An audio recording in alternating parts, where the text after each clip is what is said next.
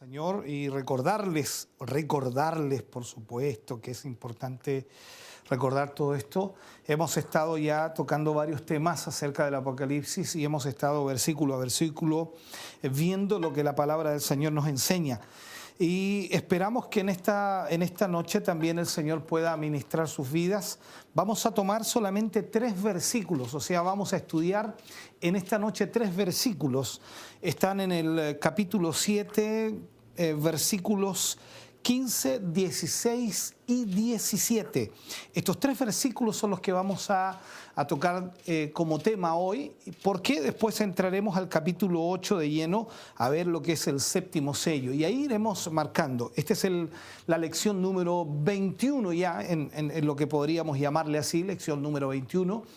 21 temas sería ya con este de Apocalipsis y espero que Dios le haya bendecido hasta ahora. Vamos a leer estos versículos, capítulo 7, versículos 15 en adelante hasta el 17 de la palabra del Señor. Apocalipsis dice: por esto están delante del trono de Dios y le sirven día y noche en su templo. Y el que está sentado sobre el trono extenderá su tabernáculo sobre ellos. Ya no tendrán hambre ni sed, y el sol no caerá más sobre ellos, ni calor alguno. Porque el Cordero que está en medio del trono los pastoreará y los guiará a fuentes de agua de vida. Y Dios enjugará toda lágrima de los ojos de ellos. Padre, oramos en el nombre de Jesús y pedimos en esta hora y en este momento que tu gracia divina, que tu poder maravilloso, Señor, sea derramado sobre cada uno de nosotros. Padre, yo te pido, te ruego en esta hora, Señor, que tu Espíritu Santo pueda traer, Señor, sobre cada corazón una bendición especial. Que tu palabra, Señor, que hoy será ministrada, pueda bendecir las vidas de tus hijos y de tus hijas. Glorifícate en medio nuestro, derrama tu presencia y tu poder, Señor, y que tu palabra sea revelada en una forma especial para con nuestras vidas. En el nombre de Jesús lo pedimos, amén y amén, Señor. Vamos a ver entonces lo que es estos 3 versículos y vamos a hablar cómo será, es una pregunta, ¿no? ¿Cómo será nuestra vida en el cielo? Esta es la pregunta que muchos tienen, ¿cómo irá a ser nuestra vida en el cielo? Vamos a tratar de dilucidar en parte lo que será nuestra vida en el cielo. Creo que es muy importante. ¿Por qué? Porque el cristiano que no piensa con frecuencia en el cielo necesariamente ha de tener, no sé cómo llamarle, una vida muy terrenal e incluso podríamos decir una vida muy mundana. Esa es la realidad. Mientras estamos en esta tierra, mientras vivimos en ella, debemos considerarnos peregrinos, pasajeros, como también lo decimos constantemente, porque estamos en el camino hacia una patria celestial. Pero si perdemos de foco o si perdemos, por supuesto, de vista nuestro destino eterno, con facilidad nos convertimos en turistas por el mundo. Es como para hacer, no sé, una analogía de esta situación. ¿A qué me refiero con esto? Es cierto que podemos encontrar ciertos parecidos, ¿no?, entre un peregrino y un turista. Al fin y al cabo, ambos están lejos de su casa, ambos van de camino a algún lugar, pero mientras que el turista increíblemente se entretiene admirando cada cosa que ve, cada cosa que observa a su paso, el peregrino tiene su mirada puesta en su destino final. Y fuera de eso, nada le interesa, porque él está constantemente mirando a su destino final. Ahora, en este sentido, debemos entender entonces que el peregrino es lo que nosotros debemos ser. Probablemente entre los cristianos de hoy día, lamentablemente hay muchos que encajan perfectamente en el perfil del turista, que lamentablemente no están en el perfil del peregrino. encajan mejor en el del turista, porque ellos pasan en esta vida y en este mundo observando absolutamente todo como si fueran a vivir eternamente aquí. Ahora, si ese fuera el caso, aún se hace mucho más urgente, totalmente urgente, volver a mirar la gloria del cielo y anticipar, por supuesto, por la fe, cómo será nuestra entrada, incluso cómo será nuestra estancia en el hogar eterno que Cristo ha ido a prepararnos, porque recordemos que Él fue a prepararnos lugar. Ahora bien, las religiones paganas a menudo imaginan el cielo como un lugar donde se satisface todo tipo de apetitos, lo puedo mencionar de esta manera. Y es una cosa bastante compleja, porque por ejemplo, los seguidores de Mahoma sueñan que si son fieles en este mundo serán recompensados con muchas mujeres en el paraíso. O sea, podemos tomar varias religiones aquí y hablar acerca de ello, pero creo que no tenemos el tiempo suficiente. Ahora, otros sueñan con grandes comilonas, con abundancia de comida, con abundancia de vino, voy a agregarlo así de esa manera. Pero todo esto es fruto de la mente carnal, todo esto es una imaginación humana carnal totalmente.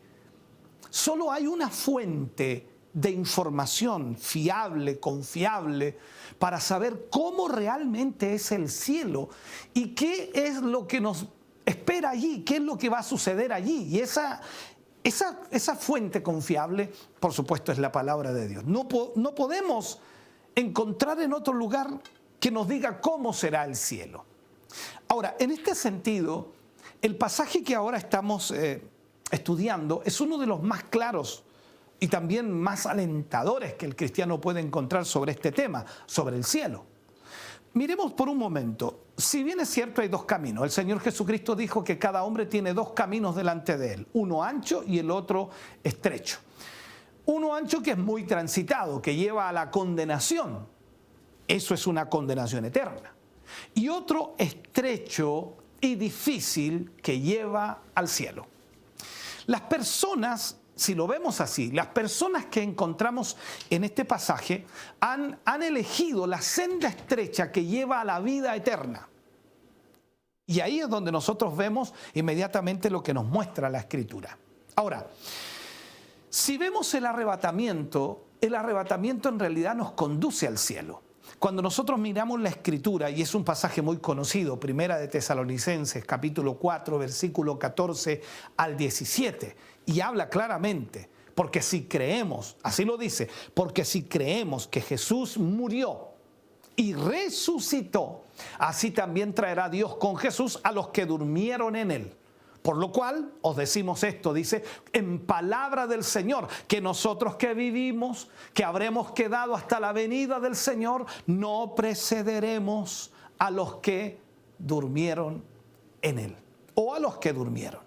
Porque el Señor mismo, dice, con voz de mando, con voz de arcángel y con trompeta de Dios descenderá del cielo y los muertos en Cristo resucitarán primero y luego nosotros, dice, nosotros los que hayamos quedado vivos, los vivos, ya seremos arrebatados juntamente con ellos en las nubes para recibir al Señor en el aire y así estaremos siempre con el Señor.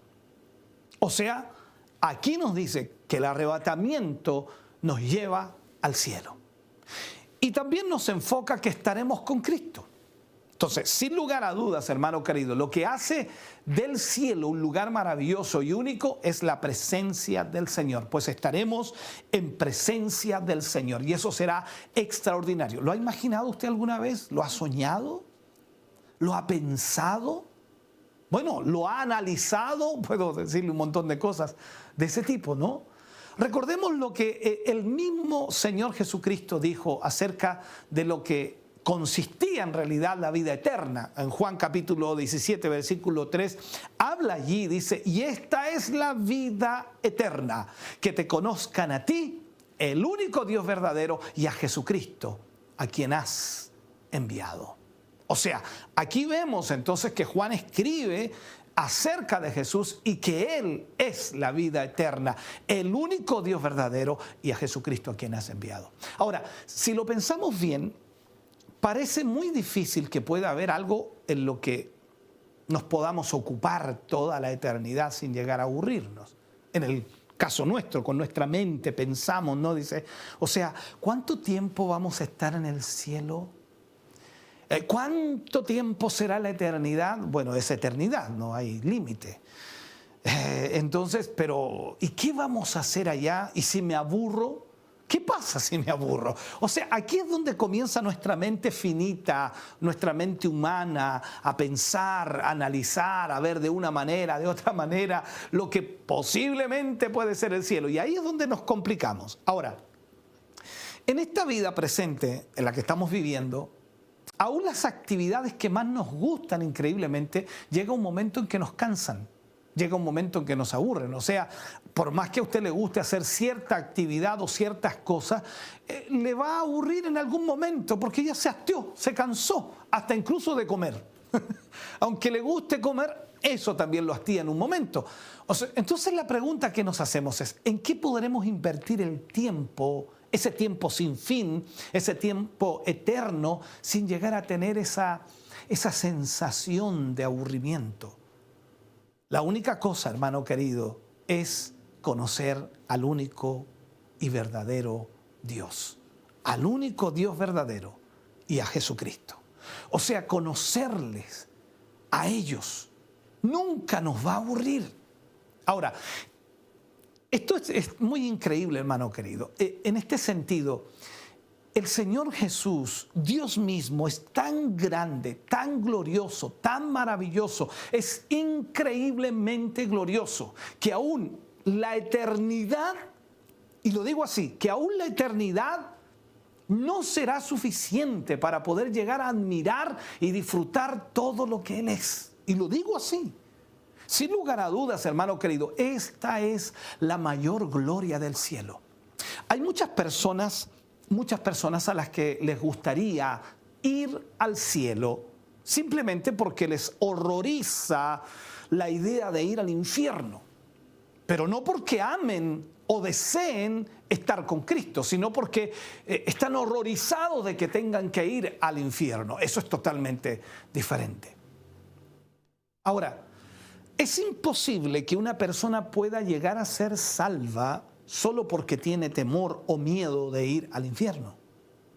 Quizá ese pensamiento que algunos tienen pueda despertar a la persona para que busque una alternativa, no sé, pero nunca va a estar lista para ir al cielo hasta el momento en que realmente desee estar con Cristo, desee amar a Cristo por lo que Él es.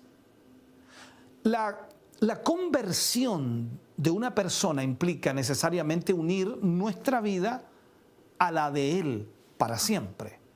No es agregar la vida de Cristo a nuestra vida, sino que unir nuestra vida a la de Él. O sea, Él es el que gobierna nuestra vida. Pablo lo dijo, ya no vivo yo, sino Cristo vive en mí. Ahora bien, el pasaje que estamos estudiando nos dice que estos creyentes que ya han llegado al cielo, por supuesto en el versículo 15 nos habla de esto, que ya están en el cielo. O sea, no solo están en el cielo, sino ahora también están en la presencia del Cordero. Están delante del trono de Dios. Esto quiere decir que tendremos la ocasión de ver al Rey en toda su hermosura, de ver al Rey en toda su plenitud. Y seguramente ese momento nos vamos a lamentar muchos de nosotros de no haberle amado más, de no haberle servido mejor, de no haber vivido, y lo trato de plasmar, hermano, de no haber vivido más para Él cuando estábamos en el mundo, porque nos vamos a dar cuenta de cuán grande es Él y decir, Dios mío, qué tremendo, y yo no hice lo que debía hacer. En todo caso, mientras esperamos con impaciencia el momento de estar allí, nos inunda de una u otra manera una profunda sensación de gratitud y de admiración, porque es una realidad. Él nos salvó, Él nos redimió, Él nos rescató. Es extraordinario lo que el Señor ha hecho con nosotros. Pero la pregunta que nos hacemos aquí es, ¿cómo es posible que hombres pecadores, hombres indignos, puedan estar en pie delante del Señor, delante del trono de Dios, en pie delante de Él mismo, sin ser consumidos? La única explicación para esto, la única explicación posible, hermano querido, la encontramos en la gracia de Dios. O sea, la gracia de Dios, la misericordia de Dios. Aquí lo que dice la Escritura en estos versículos es que estaremos en compañía de una gran multitud, tremenda multitud, inmensa multitud. Como ya comentamos de alguna manera, en el cielo habrá redimidos de todas las naciones, de todas las tribus, de todos los pueblos, de todas las lenguas. Eso es lo que decía Apocalipsis 7:9. Entonces, esa innumerable compañía de hombres redimidos, esa cantidad de personas, se van a añadir también a esa cantidad de personas todos los ángeles y también los 4 seres vivientes, de acuerdo a lo que dice el contexto bíblico. Será tremendamente hermoso volver a encontrarnos con las personas que amamos en este mundo y que nos precedieron a su llegada al cielo, o sea, que murieron antes que nosotros, pero están allí en el cielo y nos encontraremos con todos ellos en el sentido de poder adorar al Señor juntos. Otros querrán sentarse a la mesa, no sé, voy a ponerlo así, a sentarse con Abraham, sentarse con Isaac, sentarse con Jacob. Tratarán de hacerlo, ¿no? Pero además de esto, compartiremos también nuestra estancia en el cielo con seres angelicales que por el momento desconocemos. Seres angelicales. Imagínate lo que vio Isaías, ángeles que volaban, serafines, querubines, arcángeles. ¡Wow! Hermano querido, o sea, nosotros no nos imaginamos siquiera cómo irá a ser el cielo. Entonces ahí desconocemos lo que hay allá. Pero la comunión espiritual con ellos será indudablemente muy enriquecedora, tremenda, extraordinaria. Estaremos en el cielo, un lugar en el que los creyentes pasarán en la eternidad y es conocido, por supuesto, como el cielo. Ahora bien, ¿cómo será ese lugar donde moraremos con el Señor? Y esa es la incógnita que muchos tienen, y aunque la Biblia por allí habla de algunas cosas no totalmente claro para nosotros, con nuestra mente tratamos de ordenar el asunto, pero con nuestra mente nos cuesta. Entonces, ¿cómo será ese lugar donde moraremos? En la Biblia encontramos diferentes ilustraciones del cielo. La más antigua probablemente sea el tabernáculo que Moisés levantó en el desierto. Era conocido también como el tabernáculo de reunión, así lo dice Éxodo capítulo 33, versículo 7. Puesto que allí estaba la morada de Dios y era, por supuesto, el lugar donde el hombre se podía encontrar con Dios. Ese era el tabernáculo. Precisamente a esto entonces se hace referencia en este pasaje que ahora estudiamos. Apocalipsis 7:15 dice, el que está sentado sobre el trono extenderá su tabernáculo sobre ellos. No olvidemos que un tabernáculo era una tienda que servía de morada en el Antiguo Testamento. Y de alguna manera lo que se nos está diciendo es que Dios iba a ampliarla para poder acoger a todos los creyentes, ampliarla. Algo similar dijo el Señor Jesucristo antes de despedirse de sus discípulos. Yo no sé si usted recuerda ese versículo, Juan capítulo 14, versículo 1 y 2, en realidad. Dice, no se turbe vuestro corazón. ¿Creéis en Dios? Creed también en mí. En la casa de mi Padre muchas moradas hay. Si así no fuera, yo os lo hubiera dicho. Voy pues a preparar lugar para vosotros. Eso fue lo que dijo. Y si no fuere, o si así no fuere, yo os lo hubiera dicho. Voy pues a preparar lugar para vosotros. Ahora, volviendo al tabernáculo, en el desierto, a ese tabernáculo del desierto, vemos que aunque fue hecho por mandato de Dios, increíblemente, para que el hombre pudiera tener esa comunión con él, sin embargo, se hacía evidente una y otra vez las grandes dificultades que había para que esto fuera posible, para que esto fuera una realidad. Por un lado, tal como vemos en Éxodo 37:7, Moisés tuvo que levantar el tabernáculo fuera del campamento debido al pecado del pueblo, o sea, lo que indica una de las razones por las que se hacía difícil la comunión entre Dios y el hombre o el hombre con Dios. Pero por otro lado, en cuanto a la posibilidad de acceder a su interior, también había muchas otras limitaciones. De hecho, solo podían entrar los sacerdotes y levitas, quedando restringido el lugar, ese lugar santísimo, al sumo sacerdote una vez al año. O sea, una vez al año entraba el sumo sacerdote a ese lugar. Estaba totalmente restringido. Entonces, todo esto indicaba las dificultades que incluso el pueblo de Dios tenía para entrar, para ingresar y permanecer, hermano querido, en su presencia. Y eso lo vemos en la Escritura, en la palabra del Señor. Pero la visión que ahora nos ofrece Apocalipsis, lo que nos muestra en estos versículos, es completamente diferente. Por un lado, ya no son solo los sacerdotes levitas quienes tienen acceso al tabernáculo, sino ahora son todos los creyentes de distintos lugares o de distinta distinción. Agreguemos entonces, porque eran de naciones, tribus, pueblos o lenguas de diferentes lugares.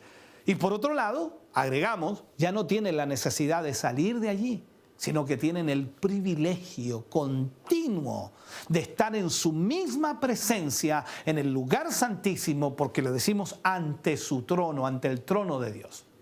En todo caso, la diferencia al tabernáculo que encontramos en este pasaje de Apocalipsis se usa simplemente para enfatizar la estrecha comunión que los redimidos tendrán en ese momento con Dios en su morada celestial.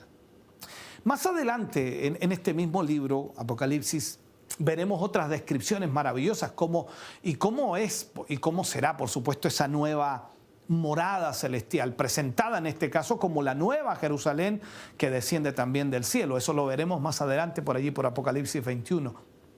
Ahí estaremos hablando acerca de eso. Allí notamos entonces las grandes dificultades que Juan tenía para comunicar con palabras toda la belleza que él vio. Vemos en estos versículos que es muy difícil poder explicar de alguna forma lo que él vio. Para que de alguna manera nosotros tampoco olvidemos lo que Dios ha prometido. Juan lo explica para que nosotros recordemos las promesas de Dios y no las olvidemos de ninguna manera.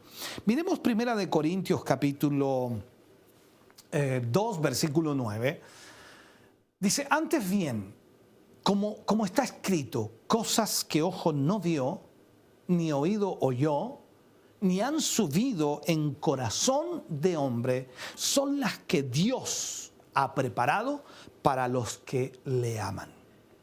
O sea, solo cuando llegamos a ese lugar se verá plenamente realizada la esperanza de todos los creyentes. ¿Por qué? Lo seguimos explicando.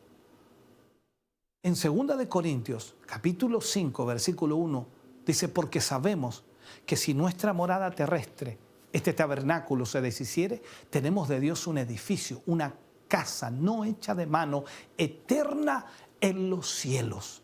O sea, vamos a ser transformados totalmente, lo que la Escritura también nos dice en Corintios, y habla claramente de eso, pero ya lo hablaremos.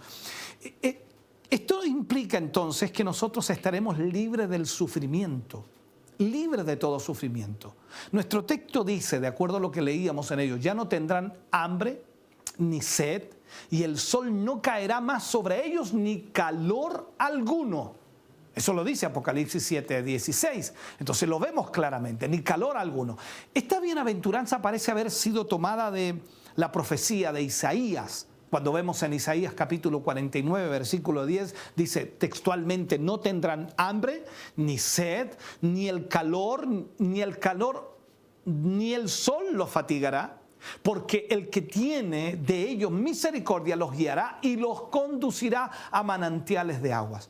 Aquí vemos entonces esta profecía. Por lo tanto, el efecto de que Dios extienda su tabernáculo sobre los redimidos traerá sobre ellos una protección perfecta sobre las fuerzas destructoras de la naturaleza. Nada les podrá tocar, nada les podrá dañar. Y también la promesa de satisfacer definitivamente toda hambre y toda sed. O sea, ambas cosas son tremendamente importantes. Por un lado, nosotros vemos al mundo o el mundo en el cual vivimos fácilmente se vuelve en contra nuestra.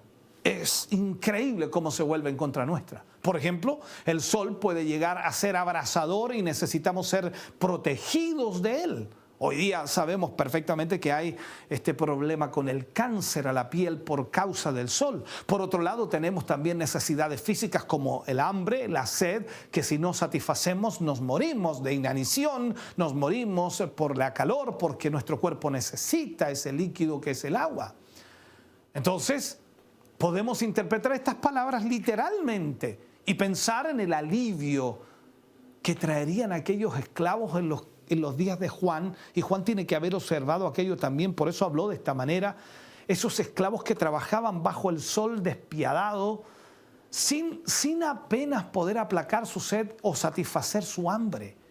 O aquellos que sufrían hambre bajo el régimen de la bestia, en la gran tribulación, de acuerdo a lo que ya hemos visto en Apocalipsis, que no podían comprar ni vender por no tener la marca de la bestia. Entonces, todos aquellos que son redimidos, todos aquellos que están en Cristo Jesús y que estarán, por supuesto, frente al trono de Dios, redimidos por Cristo, disfrutarán de esa promesa literalmente. Por fin se les hará justicia. Ellos no tendrán sed, no tendrán hambre, no tendrán calor. Aleluya. En Mateo 5:6 dicen: bienaventurados los que tienen hambre y sed de justicia, porque ellos serán saciados. Esto es lo que vemos. Ahora, también podemos ver aquí en estos versículos una promesa espiritual que encuentra su pleno cumplimiento en Cristo Jesús, no en otro, en Cristo Jesús. Porque el hombre no solo vive de pan material, también tiene importantes necesidades espirituales que satisfacer, y es una gran verdad. Entonces podemos interpretar, por lo tanto, el hambre y la sed en un sentido espiritual, como lo hizo el mismo Señor Jesucristo. Y una vez más, el mismo Señor Jesucristo es la solución para cada uno de nosotros. Cuando vamos al libro de Juan, capítulo 6, versículo 35, Jesús le dijo: yo soy el pan de vida. El que a mí viene nunca tendrá hambre, y el que en mí cree no tendrá sed jamás.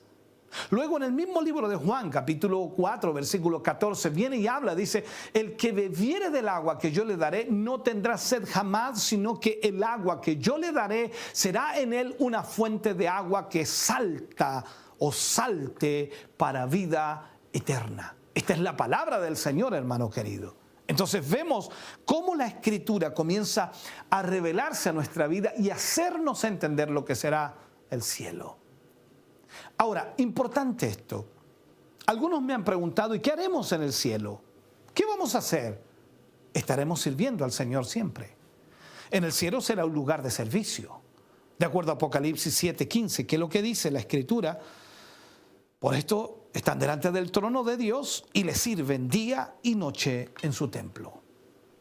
Como decíamos, ahora ya no son sacerdotes de la tribu de Leví los que sirven en el templo de Dios en el cielo, sino personas de todos los pueblos, de todas las tribus, de todas las lenguas, de todas las naciones, porque son salvos y redimidos. Ahora todos servimos al Señor. O sea, cada verdadero creyente es un sacerdote de Dios que puede entrar y servir en su santuario. Pero quizás esto resulte extraño para algunos que han imaginado el cielo como un lugar de santa inactividad, o sea, es donde como, no sé, yo no sé si usted a veces ha hablado con algunos hermanos y ellos ven el cielo como que vamos a llegar allí a sentarnos en un berger, así se dicen, esos sillones grandes en donde usted se acuesta y descansa por la eternidad, y allí le traen y le sirven, no sé. No, hermano querido. No es una especie de jubilación ganada después de largos años de trabajo o como unas vacaciones que no se terminan nunca. Tampoco será eso el cielo. No es así. Pero eso no tiene nada que ver con la realidad. Está alejado de la realidad. Nuestro texto nos dice que los redimidos les sirven día y noche. Les sirven día y noche. Ahora bien, este servicio, hermano querido, en el templo celestial no se basa ya en el sacrificio de animales, sino en la adoración al que está sentado en el trono, la adoración. Esa es la meta, hermano querido, el propósito con el que el ser humano ha sido creado, para adorar a Dios. Fuimos creados para la alabanza de su nombre. Pero Lo importante será que en ese momento nosotros le adoraremos libres del pecado y disfrutando plenamente de su presencia. O sea, lo haremos con gozo, lo haremos con alegría, lo haremos con entusiasmo, lo haremos con regocijo, que puedo agregarle más sinónimos, ¿no? Entonces, en este sentido, estaremos constantemente adorando a Dios, sirviendo al Señor. Ahora, en cuanto a las características de este servicio, podemos decir que hay varias, ¿no? Será un servicio voluntario realizado por amor, netamente por amor. Y eso estará libre de motivos mezclados, esas mezclas que hoy día tenemos. La envidia, por ejemplo, la competitividad, las interrupciones que aparecen por todos lados, esos remordimientos que nos tienen a veces complicados, preocupaciones, nadie está preocupado, preocupaciones no habrán, o cualquier sombra de pecado, no habrá nada de eso allá arriba en el cielo, no habrá ninguna de esas cosas. Estaremos estrechamente relacionados con la adoración. Aún así, habrá muchas áreas en las que tendremos la oportunidad de demostrar nuestro amor al Señor. Seguramente mucho de esto o de este servicio, hermano querido, tendrá que ver con la administración y gobierno del reino de Dios. Lo vemos ahí, por allí por Lucas 19 hablando acerca de esto al Señor Jesucristo. Quizás también podemos decir de lo que podemos estar totalmente seguros es de que nunca será algo monótono, nunca será algo aburrido, porque el Señor siempre, hermano querido, nos mostrará su gloria. Será un servicio llevado a cabo sin sudor ni fatiga, no habrá cansancio, no habrá nada de eso. Ya habrá terminado la maldición que vino sobre Adán. Recuerde usted en Génesis 3:19, con el sudor de tu rostro comerás del pan. Por esa razón le podremos servir día y noche. Usted no tendrá que trabajar, dé gracias a Dios por eso. Usted no tendrá que levantarse temprano y ir al trabajo. No. Usted no se cansará, no tendrá una jornada laboral. Para los que están cansados de las labores, ahora estoy viendo algunos aquí. Entonces, ya no tendrá que trabajar. Usted tendrá día y noche la oportunidad de adorar y exaltar al Señor. Y no se cansará, no habrá fatiga, no habrá cansancio, no habrá dolor. Sin duda toda la eternidad será demasiado corta para hacer lo suficiente por aquel que dio su vida por nosotros. No obstante, hermano querido, nuestra capacidad de servicio en la eternidad estará condicionada por nuestro servicio en la vida presente. Esta es una realidad, o sea, usted no puede pensar y decir, no, lo que pasa es que yo acá no sirvo al Señor porque estoy guardándome para cuando esté en el cielo. Allá en el cielo le voy a servir con todo, pero aquí estoy guardando energía. Recordemos nuevamente la parábola de las minas en la que quedaba claro, ¿no?, que nuestro servicio en el presente está íntimamente relacionado con las posibilidades del servicio en el futuro. O sea, si somos fieles ahora, vamos a ser fieles después. Si no somos fieles ahora, tampoco seremos fieles después. Pablo también habló algo así: si eres fiel en lo poco, también serás fiel en lo mucho. Pero si no eres fiel en lo poco, tampoco serás fiel en lo mucho. También en otra ocasión el Señor exhortó a que nos hagamos tesoros en el cielo. Tesoros en el cielo. Hagámonos tesoros en el cielo. Esto implica invertir el presente en la vida futura. O sea, yo invierto en este presente para mi vida futura, invierto en este día para mi vida futura. Y eso es lo que Jesús quiere que hagamos. Sin duda, muchas de las cosas por las que nos afanamos en este momento, no podremos llevarlas con nosotros al cielo. Nada de eso lo llevaremos. Pero lo que siempre nos acompañará será el carácter que hemos, no sé cómo llamarlo, que hemos dejado que el Señor desarrolle, que hemos dejado que el Señor moldee por nosotros o en nosotros a la imagen de su Hijo. Eso es lo extraordinario. Nuestras decisiones del presente van a determinar nuestra capacidad de servicio en el futuro y también, por supuesto, del disfrute de nuestra herencia, de lo que Dios nos entregará. Por supuesto, ningún creyente sufrirá en el cielo, pero no todos seremos iguales. Esto también es una gran verdad. Ahora bien, ¿qué criterio seguirá el Señor para valorar nuestro servicio presente? ¿Cuáles son los criterios que el Señor maneja para valorar esto? Vamos a ofrecer algunas consideraciones que pueden ser muy lógicas y que pueden ser una ayuda para nosotros. Se premiará, dice, la fidelidad a Dios y a su palabra en todo lo que hayamos hecho y no en el éxito. Usted sabe que hoy día la gente le aplaude, ¿no? Y le dice, oh, qué tremendo, extraordinario, bravo, bravísimo. Pero no se premiará por el éxito que usted ha logrado en el mundo, sino por lo que ha hecho. Eso es importante, lo que hemos hecho. Entonces, aquí tenemos que entenderlo. No se valora el don, no se valora la habilidad o los recursos. Hablo de Dios. Dios no valora el don, no valora la habilidad, no valora los recursos que tengamos, sino cómo los hayamos empleado. Cómo los hayamos empleado. Eso es sumamente importante que usted debe tener claro. Recordemos que la pequeña ofrenda de la viuda, recordemos el Señor Jesús recogiendo las ofrendas, la pequeña ofrenda de la viuda, esa viuda pobre, recibió la más alta consideración de parte del Señor. Esperen un momento, aquí la que ha echado más que todos es esta viuda pobre, pero los otros dijeron, echó apenas 2 blanquitas y nosotros hemos echado tanto. Y él dijo, es que ella echó todo lo que tenía. Entonces, viendo esto, entendemos que recibirá recompensa todo aquel que haya sido hecho como para el Señor. Todo aquello que nosotros hagamos como para el Señor, aunque haya sido hecho a los hombres, o sea, yo hago las cosas como para el Señor, aunque esté sirviendo a los hombres en el sentido literal o esté en beneficio de los hombres. Entonces, yo hago las cosas como para el Señor. Y eso implica inmediatamente entonces qué es lo que Dios quiere. Para el Señor no tiene ningún valor aquello que nosotros hagamos o aquello que nosotros hacemos o aquello que se hace únicamente para ser visto por los hombres. No tiene valor para Dios. Lo que importa no es cómo nosotros evaluamos nuestro servicio, sino lo que importa aquí es cómo lo valora el Señor. Ni siquiera cómo lo valoran otros, sino cómo lo considera el Señor. Ahí es donde tenemos que nosotros entender esta realidad.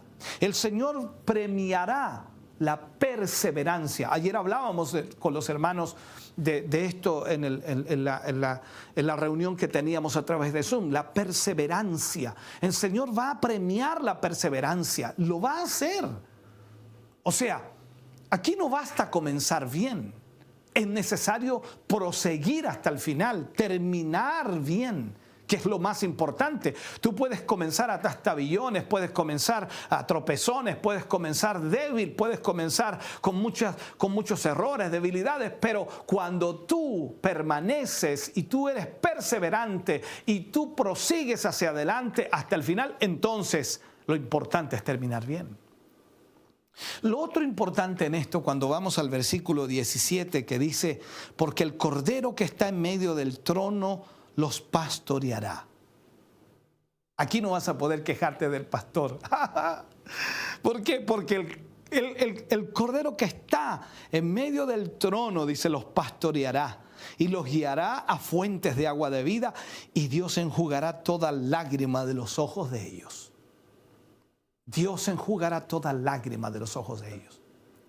O sea, Dios hará olvidar, Dios consolará a su pueblo de todas las experiencias amargas por las que habrán tenido que pasar en este mundo. Y cuando estén en su presencia, ya no habrá ninguna cosa que les producirá tristeza. O sea, tú estarás en la presencia de Dios y no recordarás absolutamente nada que te cause tristeza. Absolutamente nada. Experiencias que ahora nos resultan familiares como el dolor físico, el dolor mental o espiritual, se terminarán, se acabarán. Ese lumbago crónico se acabará. Ese dolor de espalda, ese estrés se acabará. Todo aquello se irá porque ya no habrá nada de eso allá en el cielo.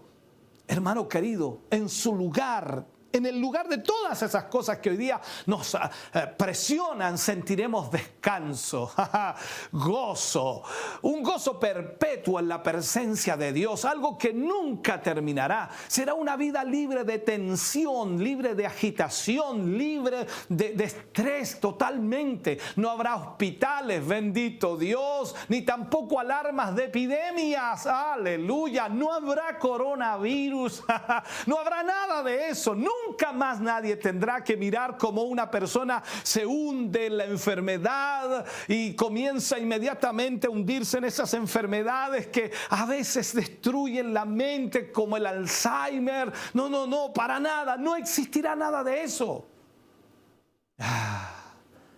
De repente se terminará todo el sufrimiento y será sustituido por la gloria ante el mismo trono de Dios, por la presencia de Dios. ¿Podemos imaginarnos un contraste mayor, hermano querido?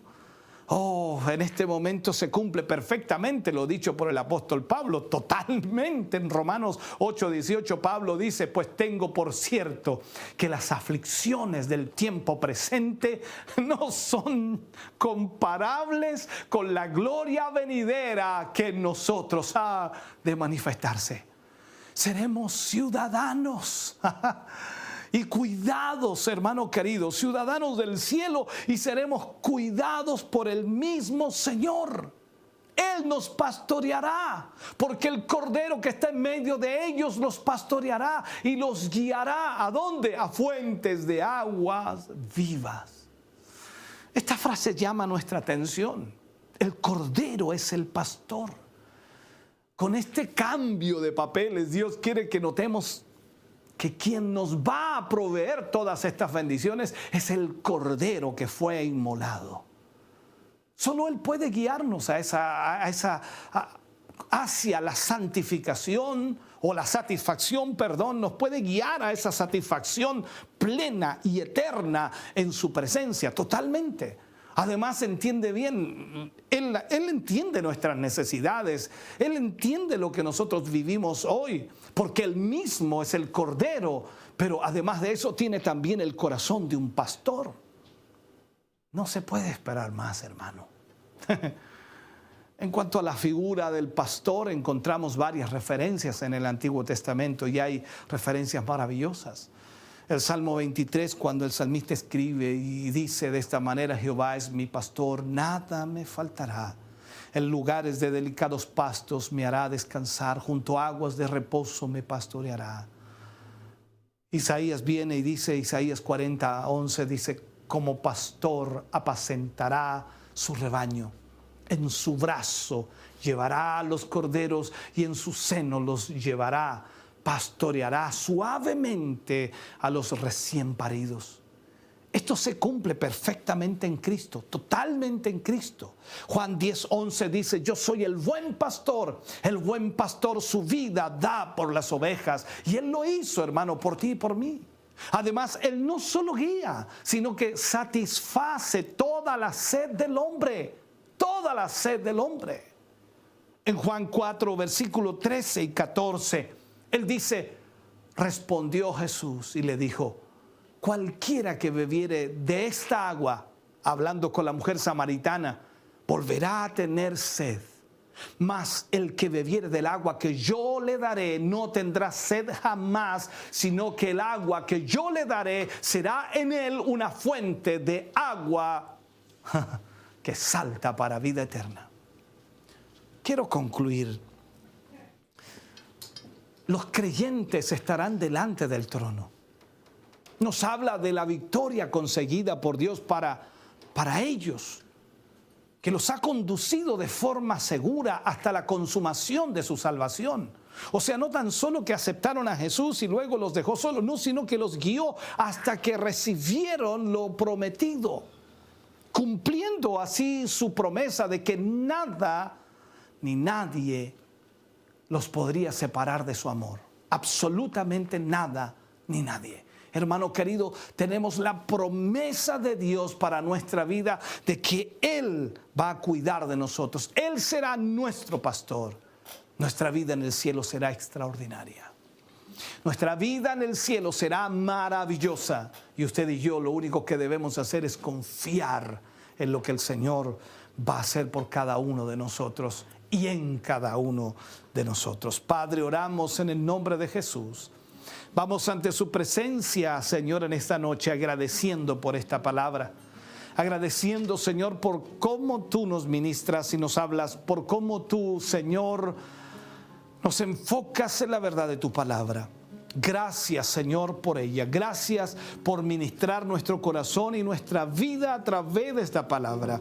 Bendecimos a quienes han oído, bendecimos a quienes han escuchado, bendecimos, Señor, a quienes han estado con nosotros. Trae, Dios, sobre sus vidas una bendición especial. En el nombre de Jesús, gracias por tu inmenso amor. Gracias por tu inmensa misericordia. En el nombre de Jesús. Amén y amén, Señor.